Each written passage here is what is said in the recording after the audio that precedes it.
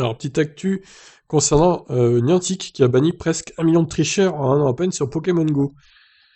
Alors, qu'est-ce qu'ils appellent tricheurs? Les créateurs de Pokémon Go chez Niantic expliquent dans un nouvel article du blog les efforts déployés pour éviter la triche dans leur jeu, après une année particulière pour les titres mobiles qui se jouent habituellement dehors. Ah oui, c'est vrai ça. Depuis le début de l'année 2020, l'entreprise a banni presque 1 million de personnes, soit 20% des 5 millions de joueurs ayant été punis pour triche sur Pokémon Go, Ingress, Harry Potter, Wizards Unit. Une bonne nouvelle cependant, 90% des joueurs ayant été avertis pour fait de triche ont immédiatement arrêté après leur premier avertissement. Niantic ne précise pas quels types de faits sont qualifiés de triche sur les 3 jeux, mais on sait que certains utilisent de faux GPS ou des logiciels de marche automatique. L'année a été particulière pour Niantic, dont tous les jeux reposent sur les déplacements en extérieur. Elle a dû s'adapter aux différents confinements, en étendant par exemple des zones où on peut attraper des Pokémon sans bouger de chez soi. Au mois de juillet, nous apprenions que Pokémon Go continuait de bien fonctionner depuis son lancement en 2016.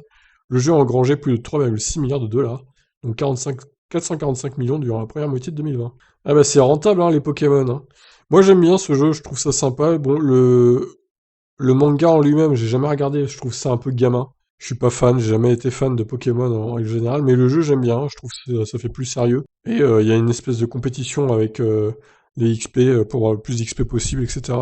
Monter plus vite dans les niveaux, donc je trouve ça sympa comme jeu vidéo sur mobile. Par contre les autres jeux, j'y joue pas. Hein.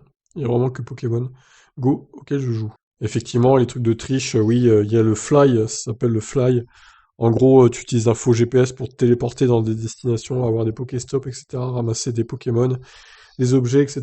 C'est un peu ça la triche principale du jeu, je pense. Donc, non. N'essayez pas ça, moi non plus, j'essaierai pas. Ça ne sert à rien de tricher, autant jouer dans les règles, hein, ma foi. Allez, je vous laisse réagir. Ciao.